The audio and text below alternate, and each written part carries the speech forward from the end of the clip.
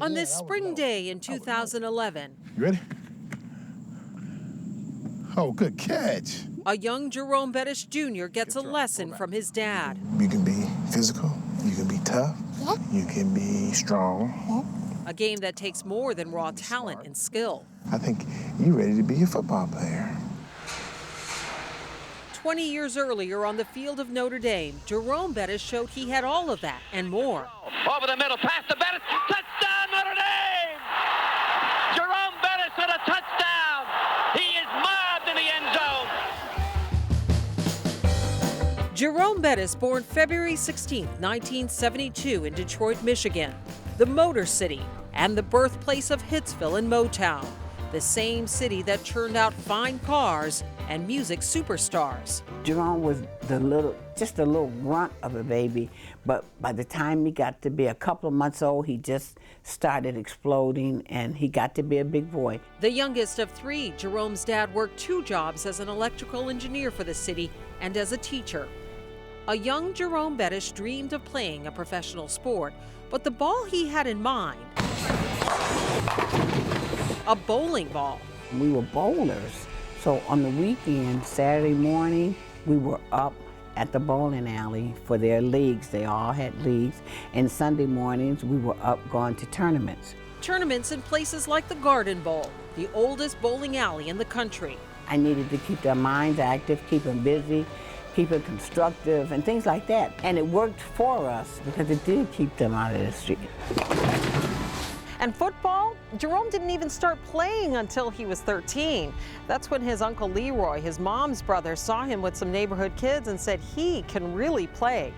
Bettis signed up for his high school team, the Mackenzie Stags. Coach Bob Dozier saw something in Bettis, so he took him in as a freshman to one of Reggie McKenzie's football camps. It wasn't playground. When I meant to show him what it took, I mean, it was work. Reggie McKenzie, a former NFL guard, held free football camps for high schoolers. McKenzie recalls how every year he challenged the kids, asking who would do what he did, who among them would be the next to make it to the pros. And we breaking up, everybody's getting ready to leave, and I was walking away, and I got a tap on my shoulder, and it was him. And he looked up to me, because he's not real tall. And he looked up to me and he pointed to himself. He says, me, I'm gonna be the one. I'm gonna do it. Football served as a counterbalance to the lure of Bettis's neighborhood, where there was always the choice of earning quick money. Bettis later admitted that he sold drugs for a time and ran with a bad crowd that called themselves the Aurora Boulevard Posse, named after the street they grew up on.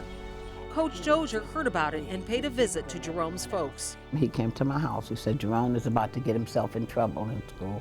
He said, and he's your $1 million baby, and I didn't believe him. Jerome's mother, Gladys, sat him down and said, you're going to ruin your life.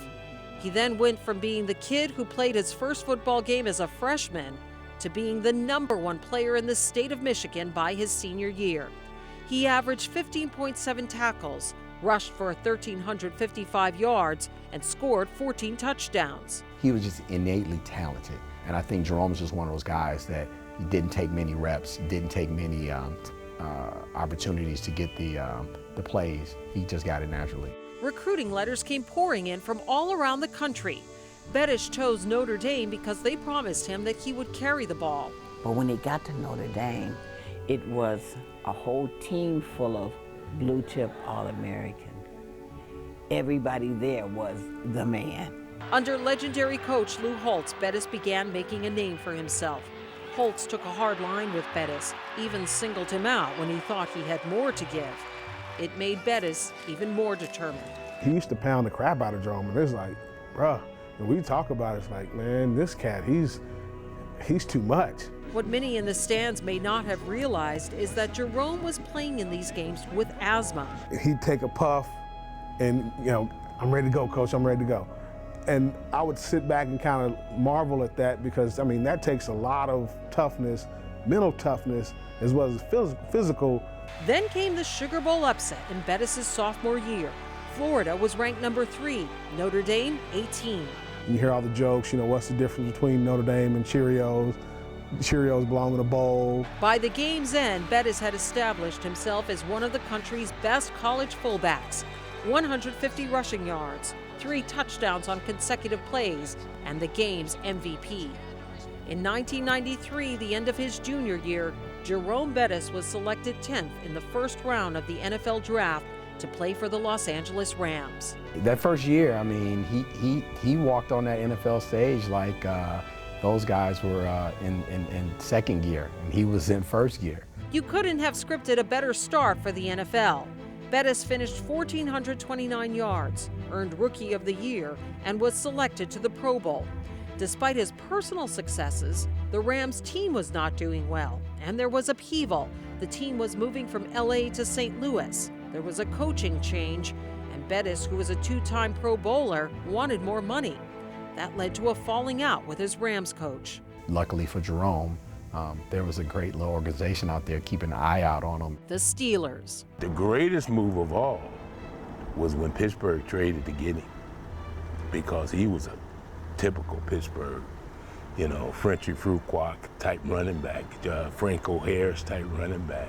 Bettis found his home, and the Steelers fans were all too happy to bring back his old college nickname, the Bus. I mean, he was, just a bigger, faster guy than most of the people he played with in his era. The Steelers made it to the AFC Championship games in 1998 and 2002, but both times lost at home, just missing a chance to go to the Super Bowl.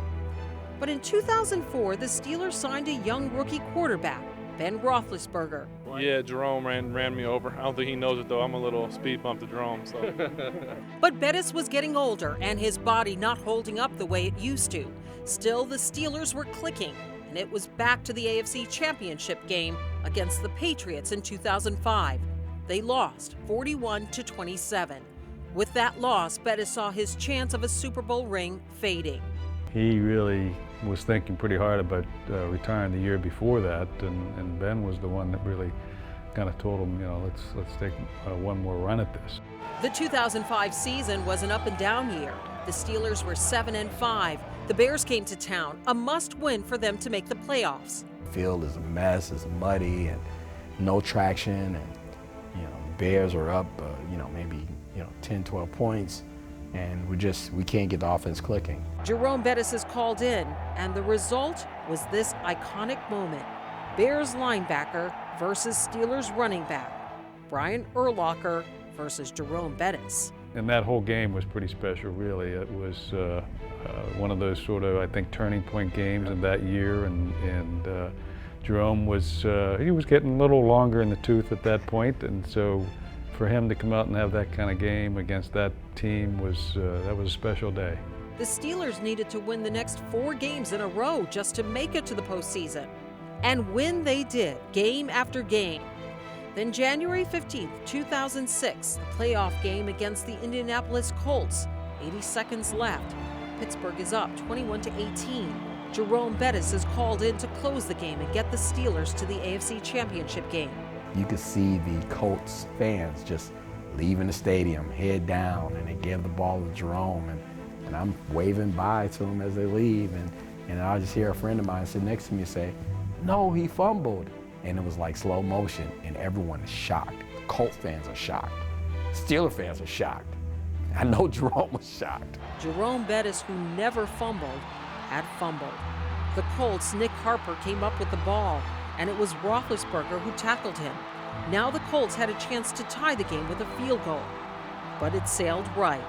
I just kind of said to myself, oh, that must have been the Mr. Rooney, the chief, blowing that cigar smoke and blowing that ball right, because he saved Jerome and he saved the Steelers' hopes and dreams. From that point on, there was no stopping the Steelers. They defeated Denver in the AFC Championship, setting up the ultimate storybook ending for Bettis, a Super Bowl win in his hometown of Detroit.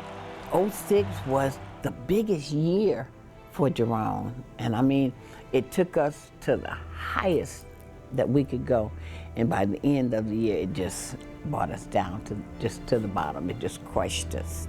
November 28, 2006, Jerome's father, Johnny Bettis, suffered a massive heart attack and died.